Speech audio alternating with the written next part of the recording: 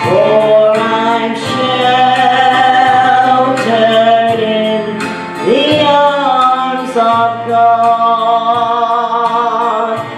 So let the storms rage high, the dark clouds rise, they won't worry me, for I'm sheltered safe within the arms of God. He walks with me, and naught of hurt shall harm me. For I'm sheltered in the arms of God. Soon I shall hear the call from heaven's portals. Come home, my child, it's the last mile you must cross.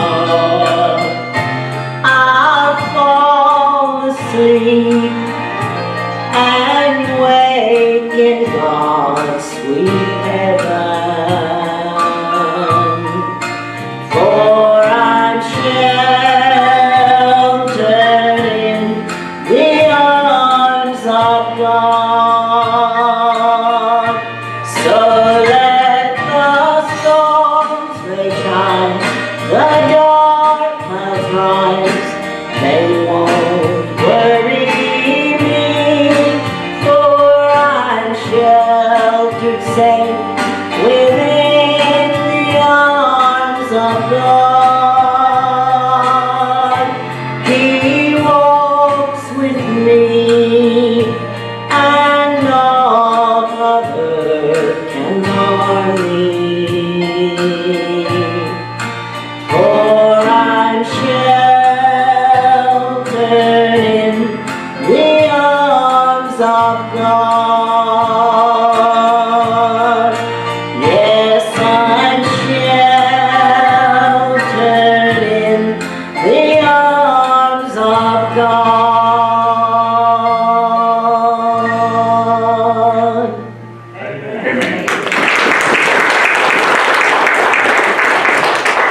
Very good. Good song. Thank you. If you care to follow along with the scripture text this morning, me and all the voices that I have are going to read a few verses out of the 13th chapter of Nehemiah, beginning at verse 1. On that day they read from the book of Moses in the hearing of the people, and in it was found written that no Ammonite or Moabite should ever come into the assembly of God, because they had not met the children of Israel with bread and water, but hired Balaam against them to curse them. However, our God turned the curse into a blessing. So it was, when they had heard the law, that they separated all the mixed multitude from Israel. Now, before this, Eliashib the priest, having authority over the storerooms of the house of our God, was allied with Tobias. And he had prepared for him a large room where previously they had stored the grain offerings, the frankincense, the articles, the tithes of grain, the new wine and oil, which were commanded to be given to the Levites, and singers and gatekeepers, and the offerings for the priest. But during all this I was not in Jerusalem, for in the 32nd year of Artaxerxes, king of Babylon, I had returned to the king. Then after certain days I obtained leave from the king, and I came to Jerusalem and discovered the evil that Eliashib had done for Tobiah in preparing a room for him in the courts of the house of God. Here is the reading of Holy Scripture. If you will, please bow with me, God, this morning. Unless you speak, nothing's going to happen, Father. So I ask you in a special way this morning, as I stand before you, attempting to be a spokesman for your kingdom, that you would take my words, make them thine, rescue me from me. For this I speak in the name of the Father, Son, and Holy Spirit. Amen. 3 men died. They appear at the pearly gates, and St. Peter says, you're here, you are forgiven. But heaven is a big place, and so you need some transportation. You need a car to get around. I'm going to ask you a question, and your answer to the question is going to depend on the kind of car that you get.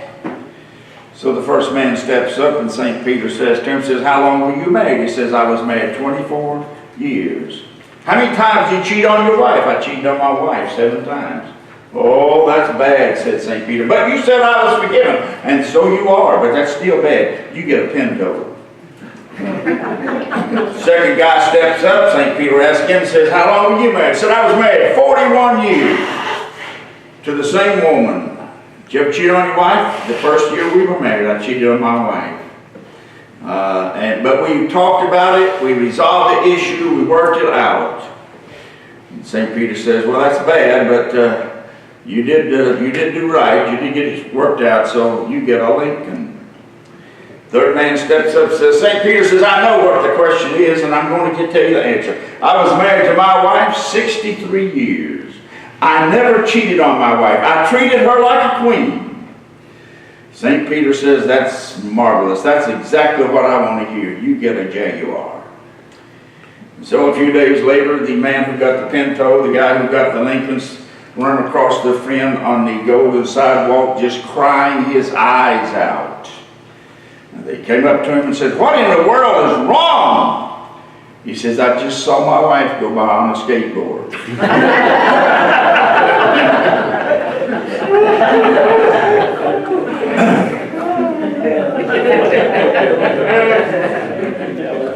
That would be devastating, wouldn't it?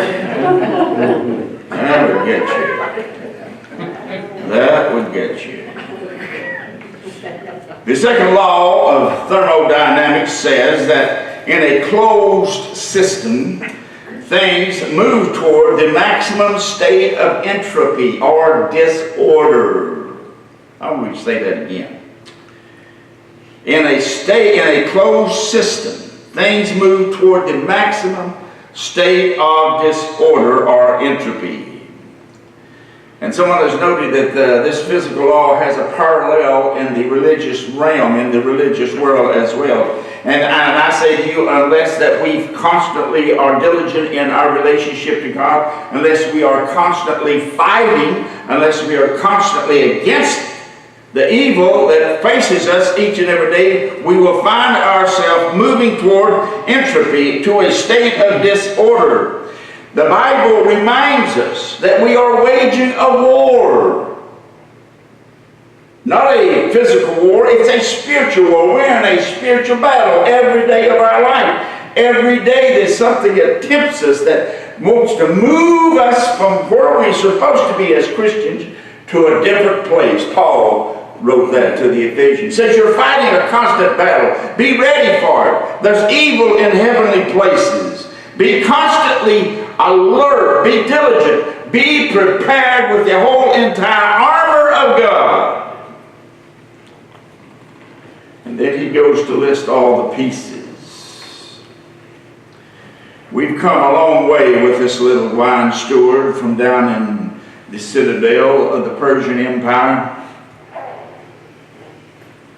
And we've been working on this now for, I think this is the 13th sermon that I've preached on the little book of Nehemiah. And we've seen what makes an ordinary weak individual into a biblical giant. In the fact that he believes that whatever he's involved with, that what he is doing, and knows for sure that the hand of God is in everything that he's trying to accomplish. He tells us that a couple of times. Chapter 9 closes with this affirmation. We make a sure covenant and write it. Our leaders, our Levites, and our priests seal it. Chapter 10 opens up with a promise that they will be loyal and to God, that they will obey God's word. And the rest of the people joined in. They're nobles, he said. And they entered into a curse, an oath, to walk in the law of God, to give that was given to them through Moses, God's servant. And that the use of curse and oath is a play on Hebrew words. It means they completely committed themselves, totally, without reservation. Well, I thought about that, and I thought about the time that the Hebrew people were at the base of Mount Sinai, and God comes down and gives Moses a covenant, and Moses read it, and they said, all that the Lord says we will do. This is years, hundreds of years before the time of Nehemiah. Now, we've been privy to the cleaning up of the debris in Jerusalem as a result of the devastation that took place there. We've been privy to his plan of how he's going to rebuild Jerusalem and the walls. We've been privy to the harassment of their enemies led by the Persian governors assigned to the territory. There were three of them: Sanballat the Horonite, Tobias the Ammonite, and Geshem the Arab. And we've witnessed through this biblical narrative the repatriation of the city of Jerusalem and that great celebration at the end of it. And we think now that maybe after all of this devastation, after 70 years of isolation from Jerusalem, and the depression that they went through when they were asked by their captors to sing them songs of Zion, and they said, how can we sing the songs of the Lord here in a foreign land when we think about Jerusalem? Giving us some insight to how desperate they had got. And until we read chapter 13, we think maybe they're back on track, on the way to greatness. How great, we don't know. But when we read chapter 13, we come to a great letdown, at least for me. Israel has gone back on her promise to God. We shouldn't fault them perhaps too much. We've done the same thing, haven't we?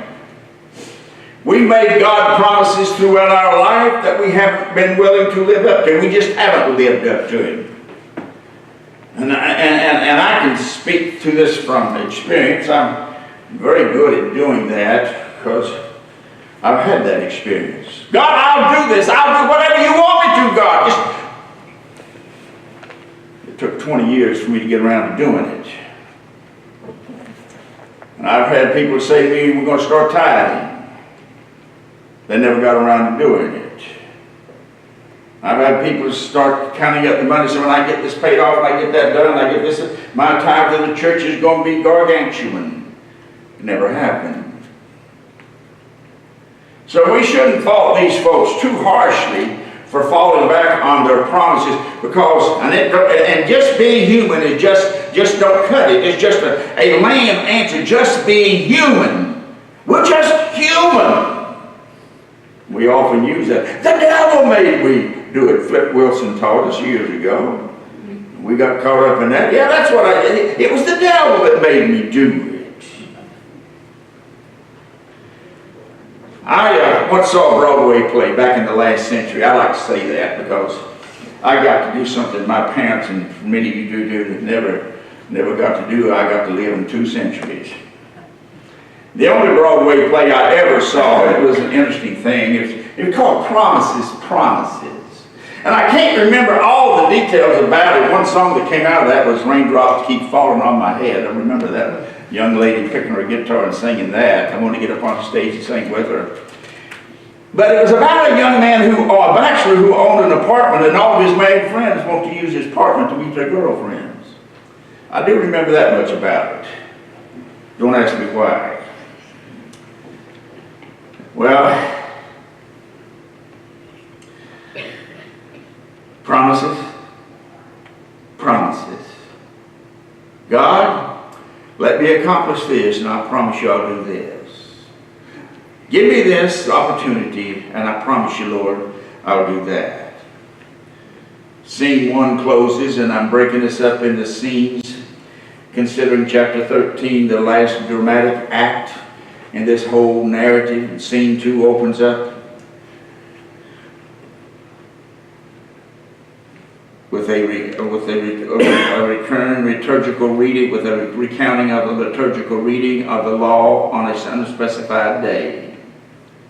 And from the context, they came across something that they had not come before, did not know, or had forgotten about. And that was the fact that the Moabites and the Ammonites were not to come into the assembly of God. Neither the Ammonites or Moabites had greeted Israel in a hospitable way on their way from Egypt to the Promised Land. You see, in the ancient culture of this day, that was the thing you were supposed to do.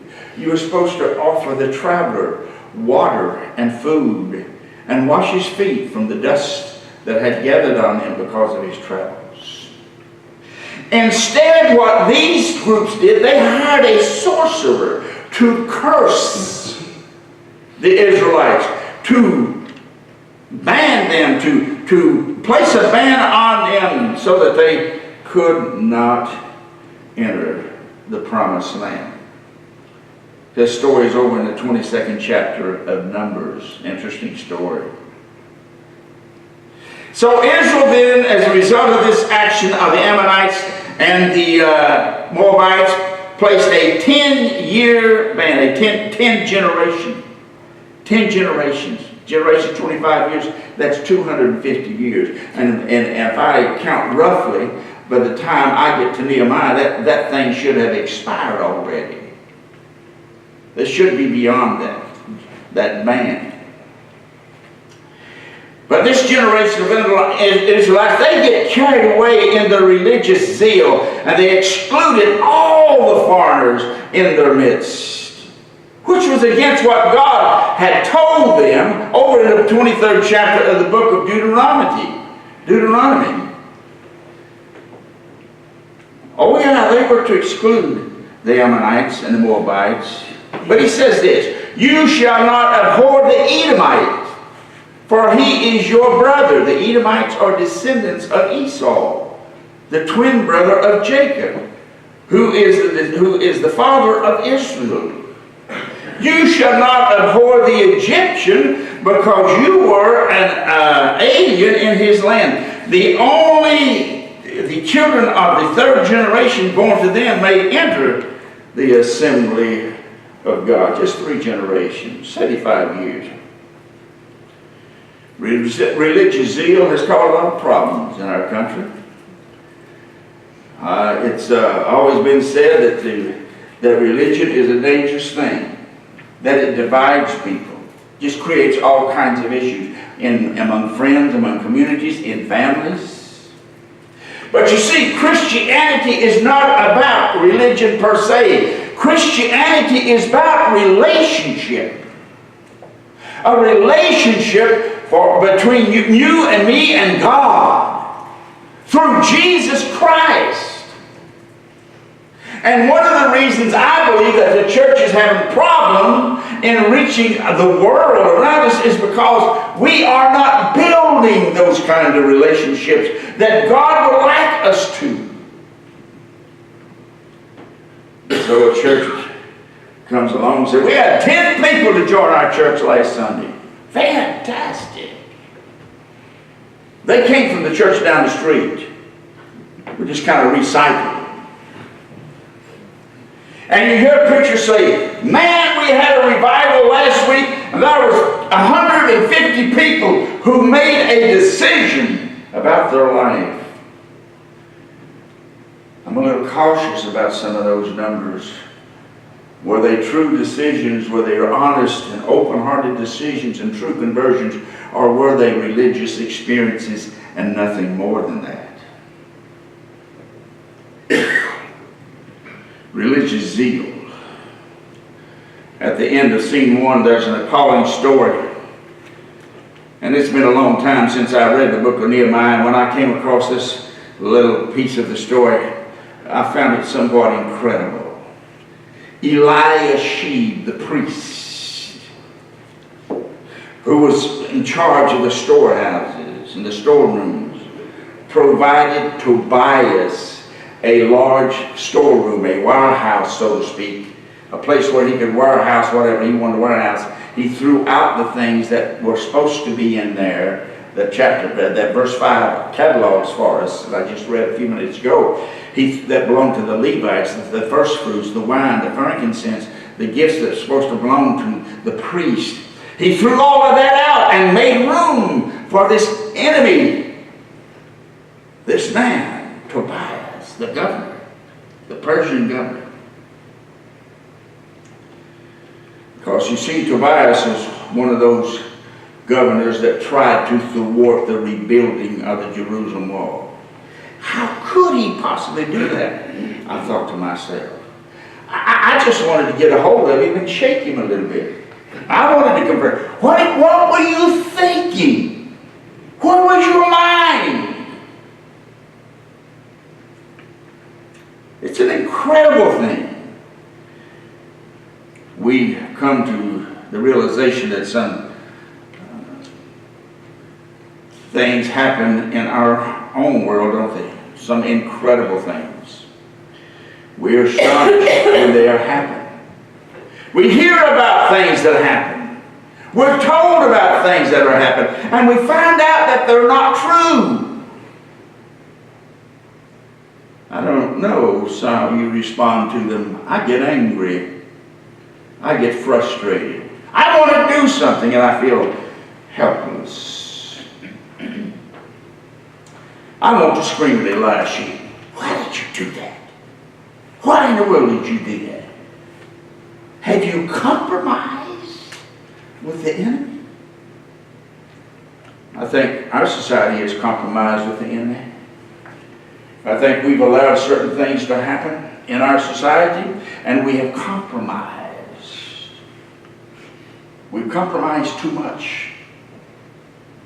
And I think somewhere in time that God will hold us accountable for it. Nehemiah tells us that these things happened while he was away. He was back in Persia. He had to go back for a while. He had promised Artaxerxes that he would come back. He had been in Jerusalem now 12 years. And so he went back. And then when he was given leave from the Persian king to go back to Jerusalem. And he tells us when he got back to Jerusalem, here's what he says, and here's how I describe it. He discovered the evil that Eliashib had done for Tobias. That's his description. And then he says how it affected me. I grieved bitterly. He didn't like it any more than I did. And scene 1 closes and we go to scene 2 in verse 9. And we find that Nehemiah has ordered the room allotted to Tobias by Eliashib the priest to be cleaned up. He put things back in the room that were supposed to be there, and in the process he discovered that the Levites had not been taken care of as God had demanded. They had to go back to the fields to survive. They had to go back to farming, raising their own food. And as a result of that, he says, the work in the temple suffered. See, that's what their jobs was. To be in the temple, to take care of the temple, make sure that things ran well and went well. He said this, I contended with the elders. I like that word. I can just see him. I just see him in a room somewhere. He gathers all these people. And he faces them face to face. Points his finger at them. He holds nothing back. He confronts them. Reeb is the Hebrew word, verbal confrontation. Why is the house of God forsaken? The last thing that any congregation and any community wants to do is to forsake the house of God. They want their church to look nice. They want it to be attractive. They want it to be clean. They want it to be well taken care of. Because it reflects upon you and me as members of this church or any congregation how well we think of our church and our relationship to God. The last prophetic book in the Bible is the book of Malachi. Just 4 little chapters. I read the whole thing because Malachi was a contemporary of Nehemiah. He writes about this time that's taking place that we've been dealing with. He writes in a disputation kind of style, which goes something like this. God says, "You dishonor me." And they say, "How do we dishonor you, God? You rob me. How do we rob you, God?" And that's the style in which he writes. And because they had not properly honored God, the things that they had offered to him, like the first fruits, were not very good. They were not the best. The animals that they brought for sacrifice were not the first animals. They were blemished animals. And God had always demanded the best. God demands your best, my best. God don't want second best from us. And sometimes I think we're guilty of giving him just that. Worship had fallen into a chaotic state. Why? Well, just as I said, because things had just become in a disordered state. Entropy had fallen into the community. And Nehemiah was not there to keep them straight. You remember when the children of Israel were at the base of Sinai, and they were there for a long, long time. They were there for 11 months. Moses and God had a summit on the top of the mountain. And when that summit was over with, we had the book of Deuteronomy and the 10 Commandments. Well, while Moses was up there with God, they thought he might have died. So they decided they needed a god, and you know the story. They built them one out of gold. It's a calf. And God was ready to wipe them out, and Moses changed his mind. Nehemiah was able to get things back on track. I gathered them, and he doesn't say who the them is. I don't know if it's all the people, the leadership, the priesthood, the nobles. I gathered them together and set them in their place. Sounds like the religious leadership. Judah began to bring the tithe of grain again. The wine, the oil, the storehouse became filled again with the right things. And he appointed 2 individuals over the treasury to take care of the money. And he appointed Levites over the distribution to the brethren. And then the curtain falls on scene 2 with this prayer by Nehemiah. Remember me, O my God, concerning this, and do not wipe out my good deeds that I have done for the house of my God and for its service. And the curtain rises on scene 3. And here's what he tells us. In those days I saw people in Judah treading wine presses on the Sabbath, and bringing in sheaves and loading donkeys with wine, grapes and figs, and all kinds of burdens which they brought into Jerusalem on the Sabbath day. And I warned them about the day they were selling provisions. They were having market on the Sabbath day. They had forgotten that 4th commandment that says, remember the Sabbath day and keep it holy. You don't hear about blue laws anymore. I don't think we have them anymore, do we? I ran into them once. I was up in the mountains in Asheville, North Carolina, and I was in this drugstore, I believe it was. And I saw a pair of sunglasses there, and I was like, well, you know, I need a pair of sunglasses, so I'll buy that pair. I like it. And I took them off the rack, took them up the counter. The guy says, can't sell them to you. I said, why? He was open Sunday. We have a blue law here. Blue law is a blue law. Well, I can sell you certain things that are necessary, that you have to have, drugs, anything like that. But I can't sell you something that's not essential to you.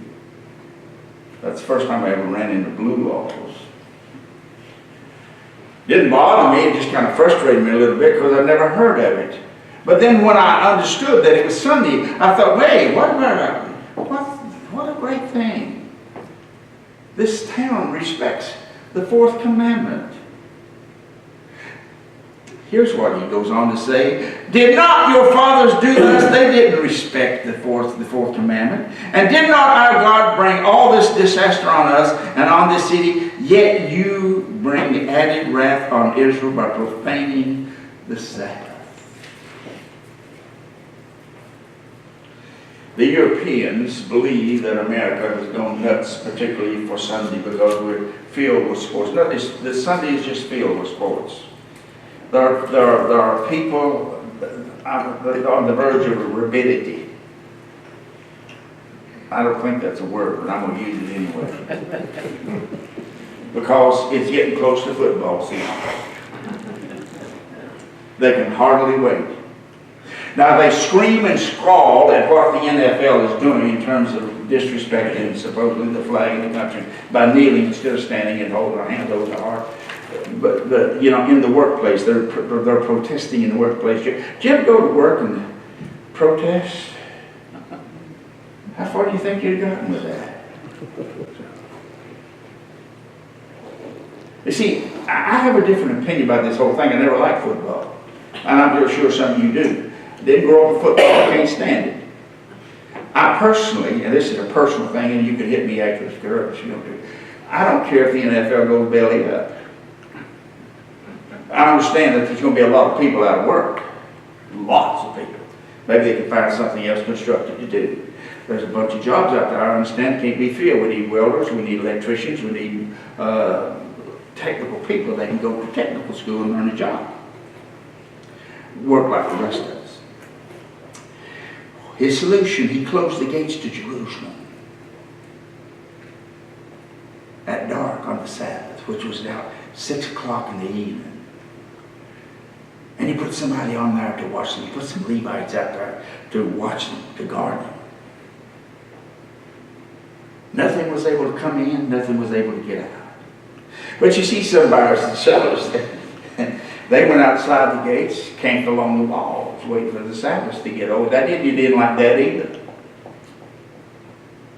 He went out and had a little talk with them. He ran them off. Why do you spend the night around the wall? If you do it again, I will lay hands on you. From that time on, they came no more on the Sabbath. He had Levites to ritually cleanse themselves, guard the gates, and sanctify the Sabbath day once again. Set it apart. And with this prayer, scene 3 closes. Remember me, O God, concerning this also, and spare me according to the greatness of your mercy. The curtain rises on the final scene of our drama, scene 4. And we come to face with the purity of religion issue. It's a threat to Israel, has always been since they entered the land of Canaan. That's why God told them, and it seems harsh to us here in the 21st century. But God says when you go into the land of Canaan, you are to annihilate those people there. I don't care. Men, women, children, I want them annihilated. Because God knew that if they got involved with these Canaanites, they would abandon him. And they actually did, as the story goes. They were admonished by God to isolate themselves religiously from the Canaanites. A good opportunity for a mission field for them, but they didn't use it. They were just totally to annihilate these people. If they have a word for it, harem, the band. God didn't want them to be guilty of abandoning. But that word has other uses as well, not necessarily to annihilate something, but rather to make something harmless that would be harmful to religion. So when Ahab married Jezebel, she brought with her pagan Baal worship and demanded that all Israel worship Baal, and they did.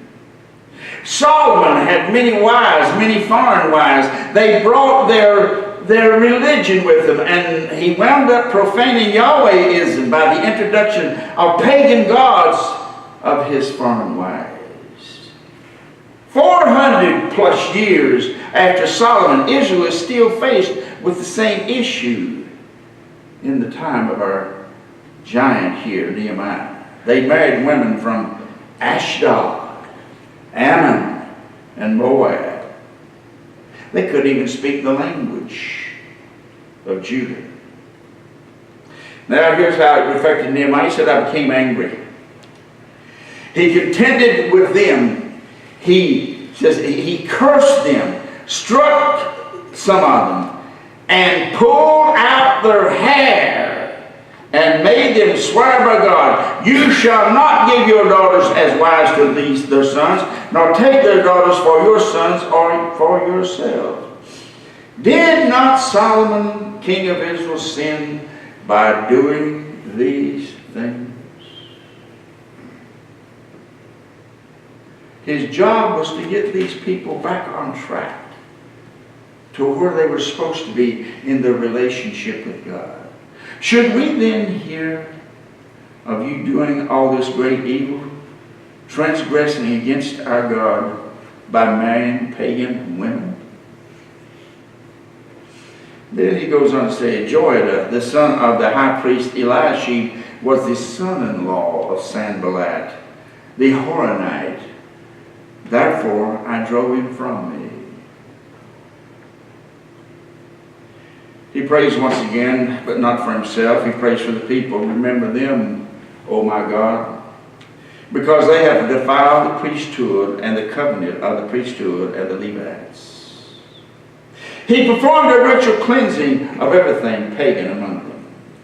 He assigned duties to the priest and to the Levites, each to his respective service. They were to bring the wood offering into the temple and the first fruits at the appointed times. The wood offering, well, they had to have wood constantly in the temple because the fire on the altar was never to go out. And then he prays this final prayer, and scene 4 closes. Remember me, O my God, for good.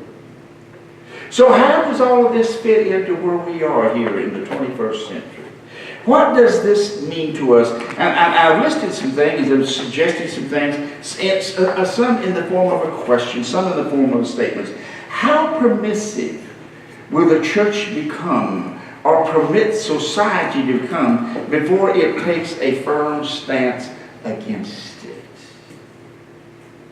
And I'm not talking about individual churches. I'm not talking about denominations. I'm talking about Christians nationally, all across America. I don't know how many millions inhabit this country. Why have we not come together to fight some things that we don't believe in? But on the other hand, some Christians really do. Why do we not organize as one body against some of the evil that takes place in America as a church? And I think it has to do because the church maybe tend toward disorder, entropy, as a total national body. The church, as I said, I'm talking about is all churches, not in all groups, not just denominations.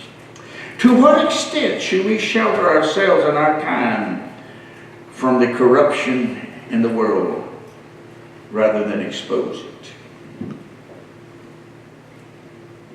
Politics, anywhere.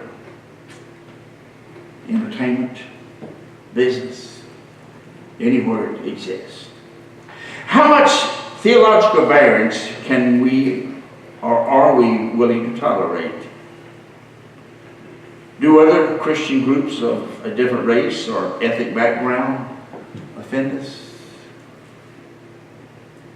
How would you feel about worshiping with some Coptic Christians from Egypt?